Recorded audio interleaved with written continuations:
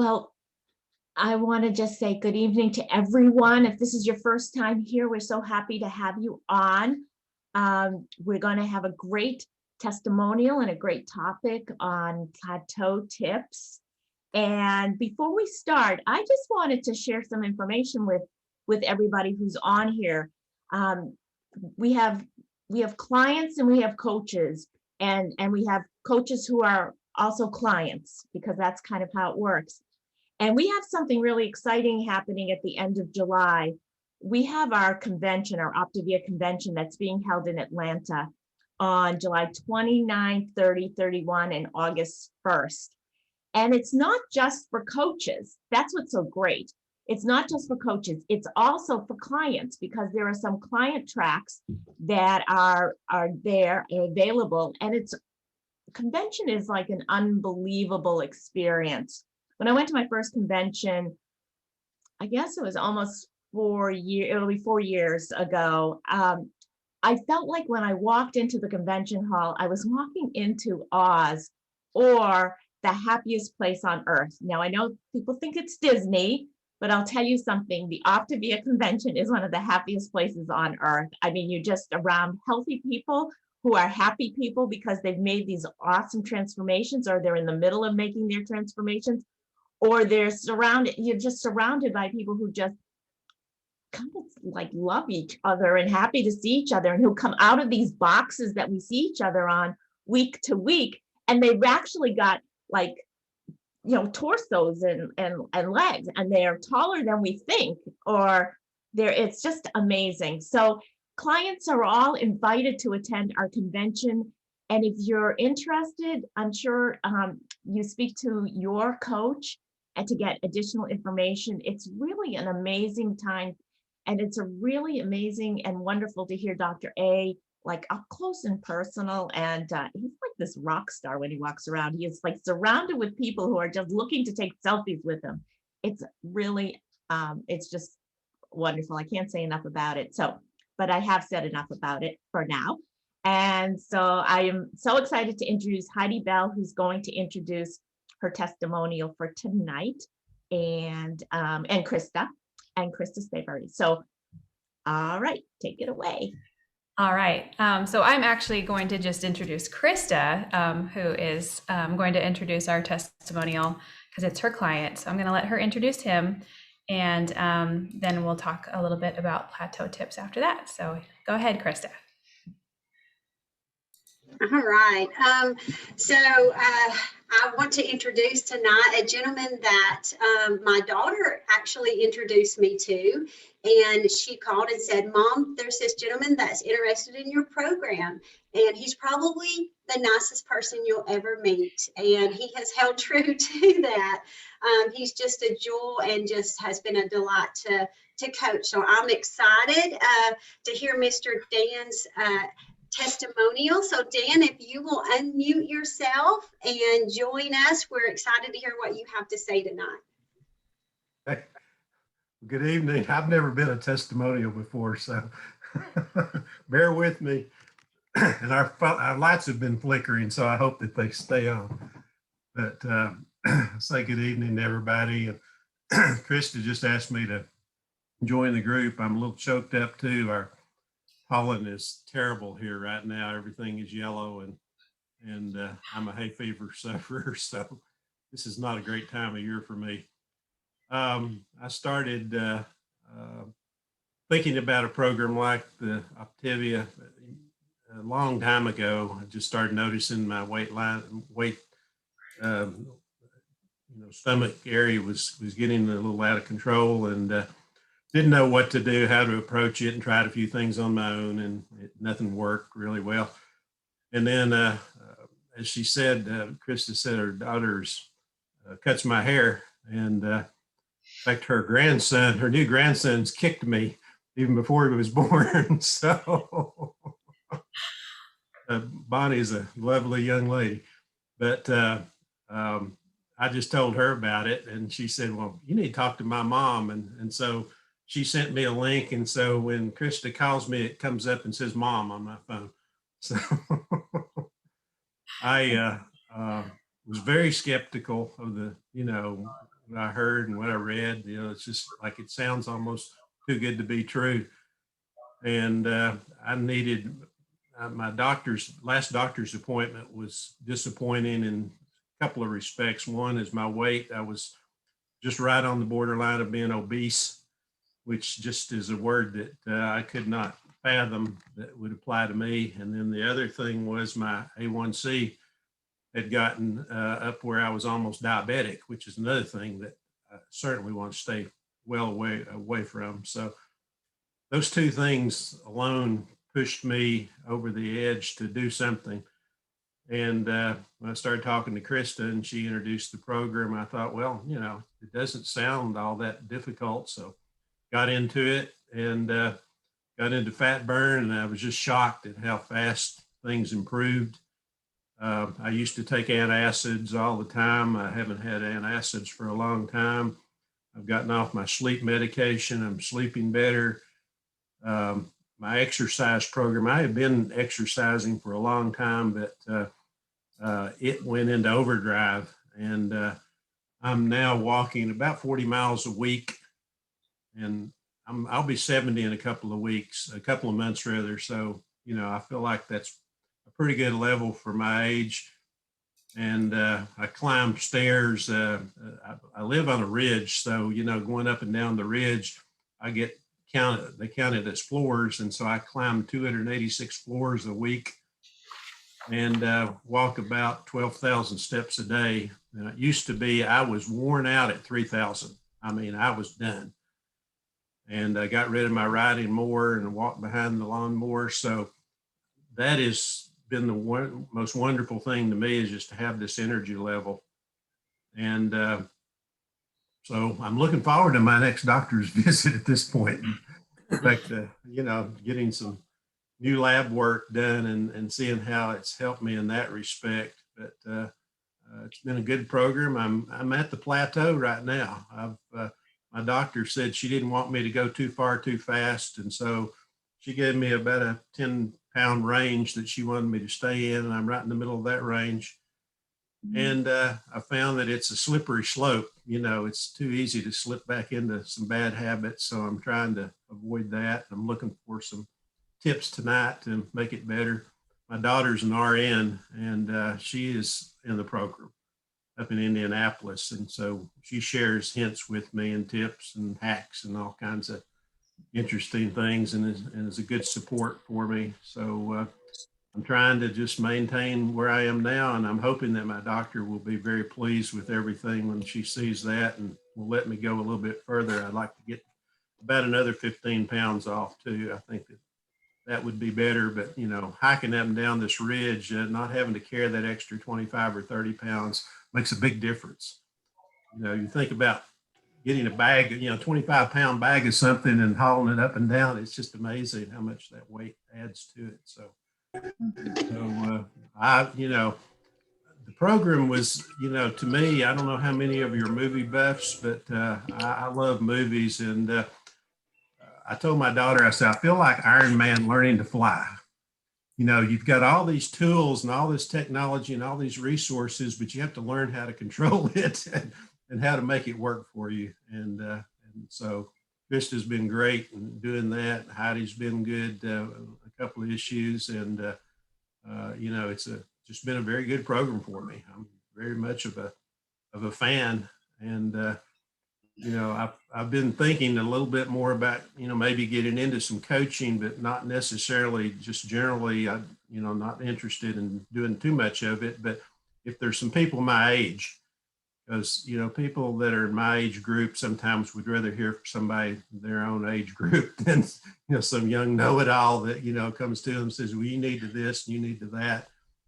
And so maybe, you know, there'd be some people. I've already got neighbors that have started commenting that walk around the neighborhood with me. In fact, we share recipes now. So, and so it's kind of interesting that, you know, it's a problem that a lot of people have. And Octavia has done a great job coming up with a way to deal with it. So I appreciate the opportunity. Thank you. All right. Yay. Thank you so much, Dan, for sharing that. And you have done amazing, and we're super proud of you. And hopefully we'll give you some tips to help you further along your journey. So let's go ahead and get right into that. And tonight's topic, of course, is about plateau tips. So first of all, how do you know that you're truly in a plateau? So a true plateau is when you've been on plan and you have 2 to 3 weeks of zero movement on the scale and zero movement in the inches. And that's if you're following the plan 100%. You can't be 5 and 1-ishing it and the scale's not moving, because that's not how it works. So 100% on plan and no movement in either. Now, I will say that when clients call me and say, Khrista, I think I've hit a plateau. Well, the scales are not moving. And the first thing I say, well, how's your inches? And, if you are still moving in your inches, and even if the scales are not moving, you're still in a fat burn. And the scales will pick back up just as long as you stay consistent on the plan, following it 100%. Actually, it's normal sometimes for a person's body not to lose weight every so often for a week. And that's your body actually trying to cope with the weight loss. So it's okay.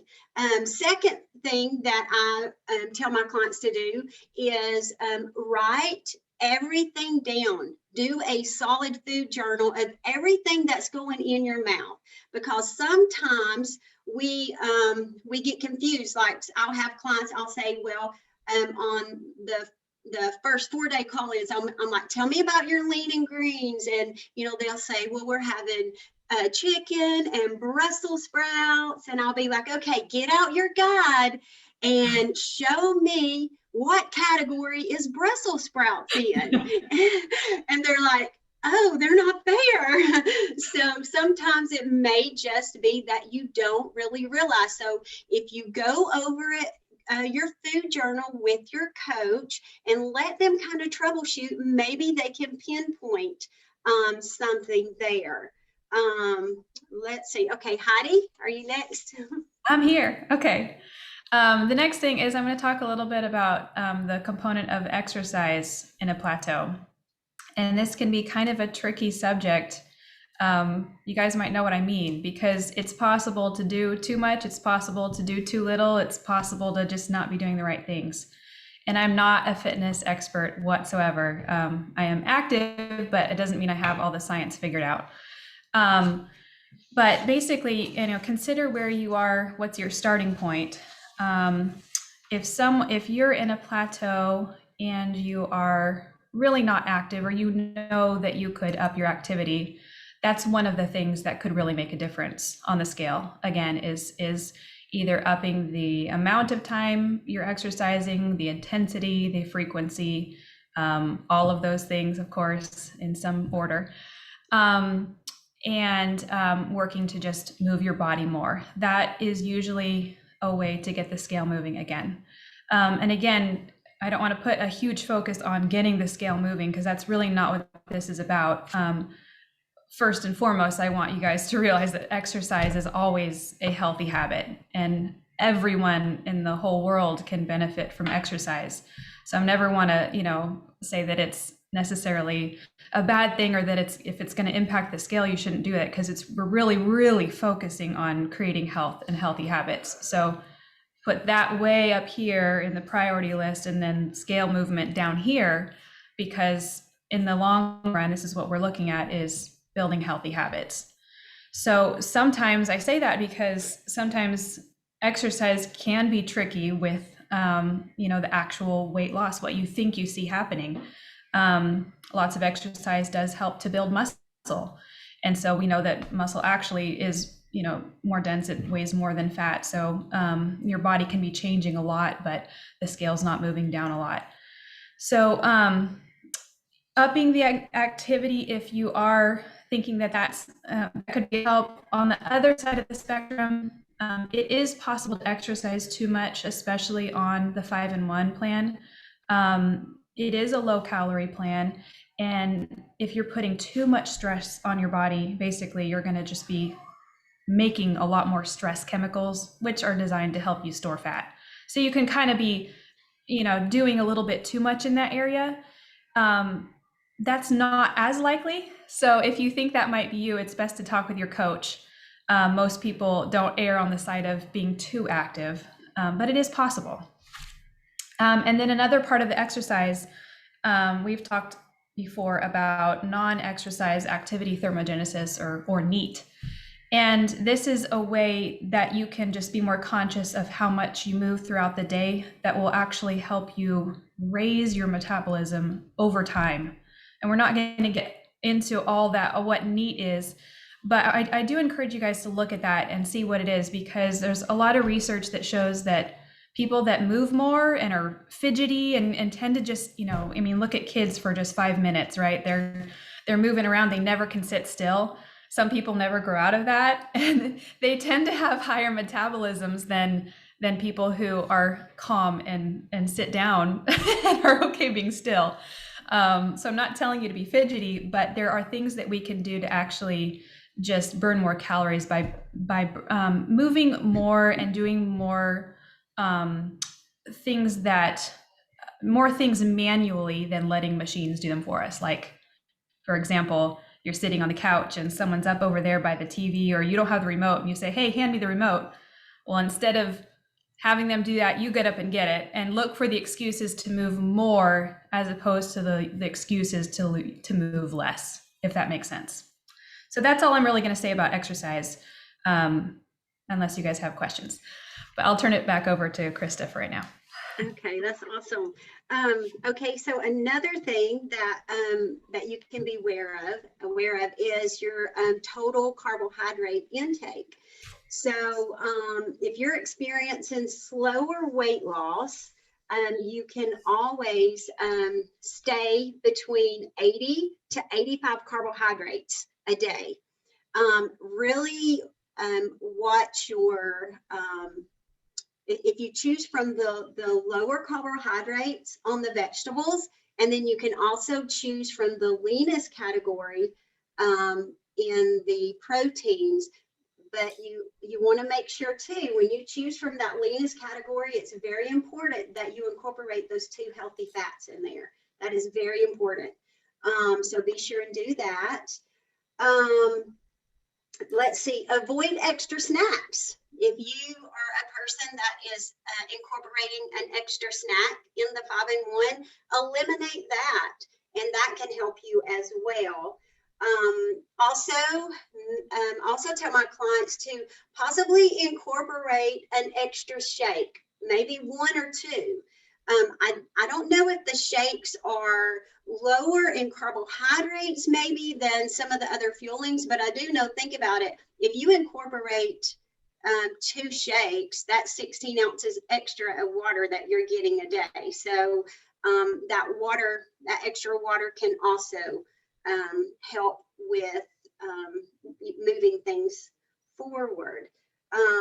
Also, that first category, think about, there's a lot of healthy fish options in there. So that's a good, way to incorporate more fish, because Dr. Anderson says it's a good idea to have fish 3 times a week. So that is a really good way to incorporate that. Cool. So just kidding. I want to say one more thing on exercise that I forgot to say. It's that, unfortunately, one downside of getting into a niche and doing something you really love with exercise is that your body actually gets more efficient if you do the same exercise over and over. So if you're a runner, you're going to actually burn less calories doing the same thing over and over, because it's like you're using the same muscles. So switching it up and adding some variety is a great idea. Like, join a gym, go to some classes, use different muscle groups. We call it, cross training, do something different, because that'll kind of keep your body guessing. Okay. And then onto the water thing. We shoot for 64 ounces of water as a minimum kind of on our program. A lot of people, that's a stretch for them getting started. But it actually won't hurt at all once you're used to 64 to push it up even closer to maybe 100 ounces or half your body weight, whatever you half your body weight in ounces. So that will vary from person to person. But I have lots of clients who say that once they have added in the extra water and go above and beyond, that the weight loss just kind of picks up and pushes through a plateau, because the fat burning process actually happens in water. It's required for the process to take place. Have you guys ever heard of the fat whoosh effect? I tell my clients this, but I don't know if this is common knowledge. Any raise of hands? I don't know. Okay, so somebody's heard of it. This is something I read about at one point, but basically when you're losing fat and you have fat cells in your body that are basically, they're full of fat. That's what they are there for. As you lose weight, the fat content reduces and they actually fill back up with water until they are mostly water. So they have cells that are mostly water. So you have the water there as a placeholder. And then when it's all water, then they collapse. And so you have different and disappear. So you have different cells, certain amount of cells that are doing different place in that process. And so depending on how many you have that are going away, that's when the weight loss is happening. You're seeing that, going away. But oftentimes you'll, feel like, yeah, I feel like I'm losing weight. The scale's the same. A lot of times that's just because the water's there as a placeholder, just making sure that it's gone. It's gone for good. Another tip would be making sure you're getting enough fiber and, choosing some veggies that are on the higher fiber list. Some people do need to supplement if they're prone to constipation. If you're feeling backed up, definitely talk to your coach and your doctor and make sure that you're getting the right things to keep things moving through. This is kind of an obvious, but avoid alcohol. I know a lot of people struggle with this one on the plan, but that is one of the quickest ways to kick yourself out of fat burn, and I call it empty calories. I mean, it doesn't give you any nutrition at all, but has plenty of calories. And then again, just maybe try a period of time where you're just doing water, no extras, no teas, no coffees, no sweeteners, no additives. Those things can really add up over time. And I know lots of people use, the zero calorie flavor and zero calorie, things like that added to water. But in reality, it does add up to something, it's not plain water. The only thing that's 100%, good for your body is water. That's the only thing that's just, the perfect thing. So try pushing just the plain water. Khrista, back to you. Oh, unmute yourself, Khrista.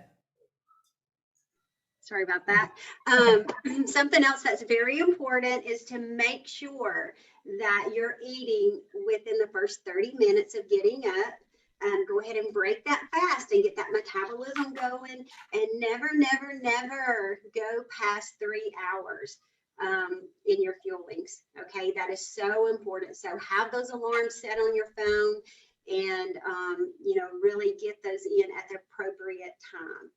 And I think Heidi's going to talk now. What, Heidi, about sleep, since that's your specialty? Yes.